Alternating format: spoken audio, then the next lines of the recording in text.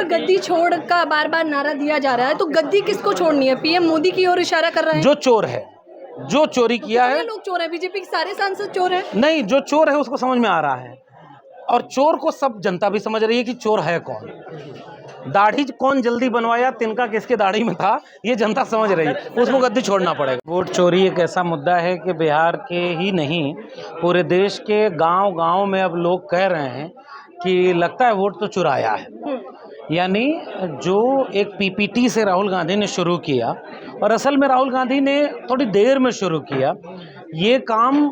तेजस्वी ने 2022 में 20 के विधानसभा चुनाव में बोला था, लेकिन तब लोगों ने इतना ध्यान नहीं दिया कि लगभग 12-15 ऐसे लोग थे जिनको जीते हुए लोग को हरा दिया, 12,000 वोट का अंतर था, लेकिन सरकार उनकी बन गई। 2022 में अखिलेश यादव ने उसी समय बोला था कि उन्होंने वोट हमारे काटे हैं, जो इनके विरोधी वोट हैं, इनको वोटर लिस्ट से काटते हैं और वोट डालने नहीं देते, अधिकारियों को लगाते हैं, परेशान करते हैं। फिर चुनाव आयोग ने नोटिस दे दिया कि भाई आप सबूत दीजिए, तो अखिलेश यादव ने 18,000 एफिडेविट के साथ सबूत दे दिया कि देखो तुमने वोट चुराए हैं, वोट तुमने काट दिए। चुनाव आयोग ने आज तक कोई जवाब नहीं दिया। फिर राहुल गांधी को ये बात समझ में आई, और मुझे उनको धन्यवाद कहना है कि भाई 2024 का चुनाव इतना आसान चुनाव तो था नहीं, उनको ये समझ में आ गया कि वोट चोरी हो रही है। फिर उन्होंने रिसर्च किया और पीपीटी बना के देश के सामने रख दिया। अब इसके बाद ये पूरा एक जन आंदोलन में तब्दील हो गया है। गांव कस्बों में सड़क चौराहे की बातचीत में लोग कह रहे हैं कि लगता है वोट चुरा के बना है। जो गुब्बारा बना था ना कि लहर आई है, विश्व नेता हैं, दुनिया में डंका बज रहा है, अब वो डंका उनका सब फूट गया। पहलगाम ऑपरेशन सिंदूर ने एक काम ये किया कि विदेश में कोई देश मुश्किल वक्त में भारत के साथ खड़ा नहीं हुआ, तो लोग ये चर्चा करने लगे कि फिर तुम घूम क्यों रहे थे कपड़ा बदल के। भारत के भीतर वोट चोरी का मुद्दा जन जन का मुद्दा बन गया। तीसरी बात कि आंतरिक झगड़े उनके बीच ऐसे फैल गए हैं जिससे वो बुरी तरह से प्रभावित हो गए। इसका मतलब कि वोट चोरी का मुद्दा एक बहुत बड़ा मुद्दा पकड़ में आया। आखिरी बात ये कि इलेक्शन कमीशन की जो प्रेस कॉन्फ्रेंस थी, उससे लोगों को ये उम्मीद होगी कि उससे जवाब मिलेगा। जवाब देने की बजाय इलेक्शन कमिश्नर ने जो प्रेस कॉन्फ्रेंस की, उससे ऐसा लगता है कि उसने और पूरे आयोग का मजाक उड़ा दिया। ऐसे ऐसे तंज किए और विपक्ष को डराने के लिए धमकाने की भाषा का इस्तेमाल किया। लोकतंत्र के लिए ठीक नहीं है। चुनाव आयोग से अगर जनता का विश्वास उठ जाए, चुनाव प्रक्रिया से अगर जनता का विश्वास उठ जाए, तो फिर लोकतंत्र किस बात का होगा। हम सब की जिम्मेदारी है कि चुनाव आयोग को बचाते हुए कि वो किसी पार्टी का एजेंट न बने, वो किसी पॉलिटिकल पार्टी या सत्ता की भाषा न बोले, वो लोकतंत्र की भाषा बोले और विपक्ष को धमकाए नहीं।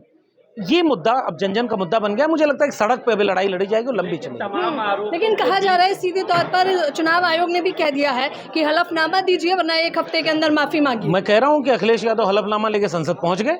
चुनाव आयोग ने एक प्रेस कॉन्फ्रेंस करके बताया क्या कि हलफनामा गलत है।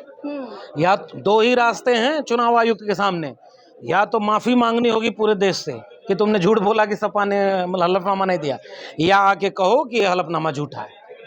तो हलफनामा के बाद एक होती है मतलब थेथरई, देसी शब्द में बोलते हैं, तो वो काम चुनाव आयोग कर रहा है और वो खुद एक्सपोज हो गया है जी। लेकिन सीधे तौर पर अभी माफी मांगना तो बाकी। और सबसे बड़ी बात जो चुनाव आयुक्त ने कही, उन्होंने कहा मतदाताओं का अपमान किया है इंडिया गठबंधन के लोगों ने, विपक्ष ने।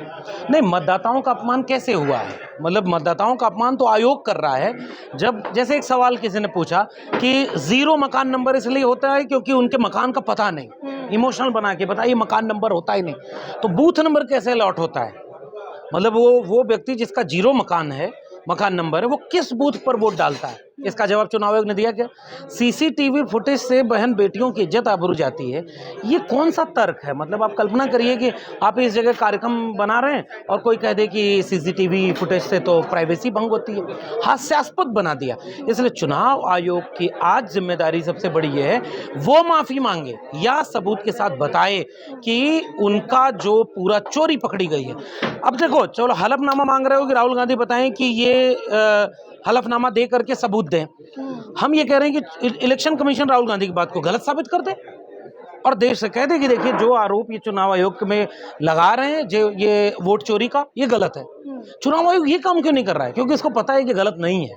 तो सर ऐसे में तमाम जब त्रुटियां और उनको जब गिनाया जा रहा है, बताया जा रहा है चुनाव आयोग को, तो वो अपनी गलती नहीं मान रहे हैं, तो ऐसे में फिर चुनाव प्रक्रिया कैसे निष्पक्ष? नहीं, फिर जनता सबसे बड़ी होती है लोकतंत्र में। लोकतंत्र में जनता इतनी बड़ी होती है कि किसी को तानाशाह बनने से रोकना हो, ईडी सीबीआई का दुरुपयोग हो, या संसद में बोलने न दिया जा रहा हो विपक्ष को, चुनाव आयोग जैसी स्वायत्त संस्था को एक पॉलिटिकल पार्टी और सरकार का फोटोकॉपी बना दिया जाए कि जो वो बोले जिल्ले इलाही, शब्द उनके हैं, भाव इनके हैं। ये जब होगा तो ये लोकतंत्र और संविधान के ऊपर खतरा बनेगा। अब कल्पना करिए कि चुनाव आयोग ही ठीक से काम न करे तो फिर किस बात का लोकतंत्र और संविधान। बाबा साहब अम्बेडकर ने कहा था कि मैंने राजा रानी के पेट से पैदा नहीं हुआ, जनता के वोट से, और वोट का अधिकार सबको दे दिया, एक व्यक्ति एक वोट। जिसको पहले क्या होता था कि मतलब अमीर हैं तो वोट डालेंगे, गरीब को नहीं मिलेगा, पुरुष को मिलेगा, महिला को नहीं मिलेगा, शूद्रों को नहीं मिलेगा, गरीबों को नहीं मिलेगा, इस तरह से उस इलाके के रीजनल लोगों को नहीं मिलेगा। बाबा साहब के संविधान ने सबको वोटिंग राइट दे दिया, यानी राजा हर व्यक्ति चुनेगा। अब अगर यही सुरक्षित नहीं रहेगा तो जनता सड़क पर उतरे, और हम भी ये आह्वान करते हैं। अब मामला ये कोई किसी पॉलिटिकल पार्टी का नहीं रहा, कांग्रेस, सपा, आरजेडी, इसका लड़ाई अब ये नहीं है। ये तो भाजपाइयों को भी तय करना होगा कि कल को अगर आपके भी वोट चोरी हो रहे होंगे। अच्छा, मैं एक सवाल आपसे पूछता हूँ, ये जीतन राम मांझी, चिराग पासवान, जेडीयू या उनके जो एलआई पार्टनर हैं, उनका वोटर चोरी हो रहा है कि नहीं? वो लोग क्या कर रहे हैं? मतलब उनका या तो बोल दिया गया कि आपका नहीं कटेगा, भाई बोलना तो आपको 65 लाख वोटर काट दिए, सबूत आपको सुप्रीम कोर्ट के कहने पर देना पड़ रहा है। यानी सुप्रीम कोर्ट थोड़ा थोड़ा तो बताया, जनता की अदालत सबसे बड़ी अदालत है। ये एक राजनीतिक लड़ाई नहीं रही। नेता फिर भी 300 सांसद सड़क पर उतरे। आपने पिछली बार कब देखा था? कब देखा था कि कोई पूर्व मुख्यमंत्री बैरिकेडिंग कूद जाए? कब देखा था कि दर्जनों सांसद जेल में ठूस दिए जाएं? यानी विपक्ष लड़ रहा है, और लेकिन उस लड़ाई से अंतिम मुकाम हासिल करने में मुझे लग रहा है कि मामला बनेगा नहीं जब तक जनता नहीं लड़ेगी। लेकिन चिराग और मांझी कह रहे हैं कि वो गैर संवैधानिक तरीके से ये लोग मतलब या तो चिराग पासवान और जीतन राम मांझी को इंश्योर कर दिया गया होगा कि आप वाला वोटर नहीं कटेगा, नहीं तो उस 65 लाख वाली में उनके लोग हैं कि नहीं, जरा वो भी देखें। अब तो सुप्रीम कोर्ट के कहने के बाद वो लिस्ट सार्वजनिक करनी पड़ी, तो ये तो उनके वोटर भी देखें। और चिराग पासवान, उनके गांव में जाकर एक पत्रकार ने कहा कि पासवान जाति के लोगों का एक वोटर लिस्ट में नाम नहीं है, तो वो किसके नेता हैं फिर? ये तो एक्सपोज हो चुके हैं। सर, तेजस्वी यादव कह रहे कि वोट चोरी हो रही है बिहार में, लेकिन जो तेज प्रताप यादव हैं, उनका जो भाई है, वो कह रहे ये सिर्फ सुगुफा है, प्रोपोगंडा, कहीं वोट चोरी नहीं हो रहे हैं। भाई लीडर कौन है? लीडर कौन है? आरजेडी का लीडर कौन है? मंत्री रहना अलग बात है। मंत्री तो लालकृष्ण आडवाणी गृह मंत्री और उप प्रधानमंत्री थे, मार्गदर्शक मंडल में चले गए। लीडर कौन है? लीडर तेजस्वी यादव। इंडिया गठबंधन पर आरोप है कि वो चुनाव आयोग के कंधे पर बंदूक रख के चला रहे हैं। वो कौन आरोप ये लगा रहा है? नहीं, ये आरोप कौन लगा रहा है? जाने सरकार बोल रही है ना, तो सरकार बोलेगी, क्योंकि सरकार को अपने चोरी को बचाना है। संसद में बहस करा लो, सबसे आसान तरीका मैं आपको बता रहा हूँ। एसआईआर पर संसद में बहस करा लें, दूध का दूध, पानी का पानी हो गया। भाग क्यों रहे? लेकिन सर वो बहस करने की बजाय नए बिल लेके आ रहे हैं। यही दिखाता है कि आप हेडलाइन मैनेज करना चाह रहे हैं। पूरे देश में जो आपकी छीछा लेदर हो रही है, जनता चौराहे पर उन्हीं का वोटर भी कर रहा होगा, यार ये सही में चोरी करके बनाए क्या? ये किसी के लिए भी नैतिक रूप से सबसे बड़ी हार होती है।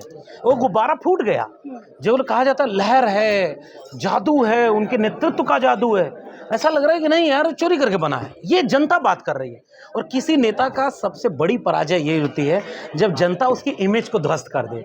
मैंने शुरू में ही कहा, ऑपरेशन सिंदूर के समय दुनिया का कोई देश बाहर में खड़ा नहीं हुआ, पाकिस्तान को सब समर्थन करने लगे। अमेरिका, ट्रंप ने इतना मजाक उड़ाया, अब नमस्ते ट्रंप कैसे बोले? तो ये कहने का मतलब ये है कि वो खुद ही उनकी इमेज ध्वस्त हो रही है। हेडलाइन मैनेज करने के लिए देखिएगा, हो सकता है कहीं दंगा करा दें, हो सकता है किसी को थप्पड़ मरवा दें, हो सकता है कहीं नया बिल ले आएँ, हेडलाइन में बदल जाए ताकि बहस खत्म हो जाए। विपक्ष अपने लड़ाई लड़ रहा है, जनता को इसे जन आंदोलन में बदलना होगा।